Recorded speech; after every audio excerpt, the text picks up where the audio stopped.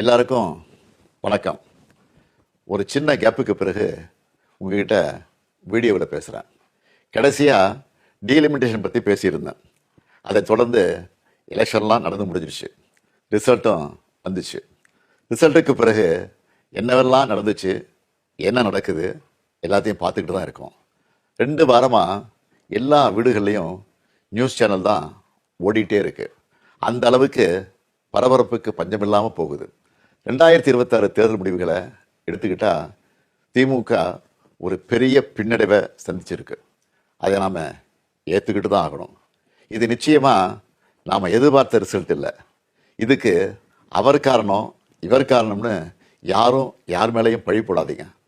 தலைவராக இந்த தோல்விக்கு நானே பொறுப்பேற்றுக்கிறேன். வெற்றி கிடைக்கும்போது எனக்கு தான் அந்த கிரெடிட் வந்து சேருது. அப்போ தோல்வி அடையும் போதும் அந்த பழியை நான் தான் ஏற்றுக்கணும். அதுதான் ஒரு நல்ல தலைவருக்கான இலக்கணம். சரி, தோத்துட்டோம், அதுக்கு நான் அதையே நினச்சிக்கிட்டு முடங்கிட மாட்டேன். உடனே அப்டேட் ஆகி மீண்டு வருவேன். நம்ம எல்லாருமே அப்படி தான் வரணும்.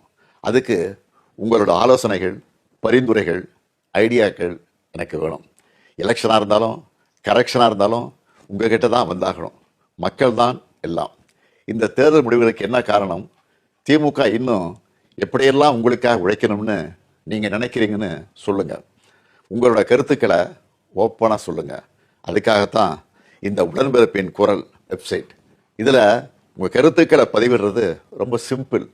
உங்கள் வாய்ஸ்லேயே பேசி கருத்துக்களை சொன்னீங்கன்னா அதுவே டைப் ஆகிடும். நேரடியாக நீங்களே டைப் பண்ணியும் சொல்லலாம். இல்லைன்னா நீங்கள் பேப்பரில் எழுதி அந்த ஃபோட்டோவை அப்லோட் பண்ணலாம், டாக்குமெண்ட்டாக அனுப்பலாம். உங்கள் கருத்துக்கள் எனக்கு வந்து சேர்ந்துடும். அதையெல்லாம் படித்து பரிசீலித்து நம்ம அடுத்த கட்ட நடவடிக்கையை வடிவமைக்க போகிறேன். நம்மளோட அணுகுமுறை, சிந்தனை, செயல்பாடு எல்லாத்தையும் மாற்றி ஆகணும். காலத்துக்கு ஏற்ற மாதிரி எவால்வ் ஆகித்தான் ஆகணும். உங்கள் கருத்துக்களின் அடிப்படையில் டிஎம்கே 2.0 வரும். கட்சியோட எல்லா லெவல்லையும் தேவையான மாற்றங்களை செய்ய போகிறேன்.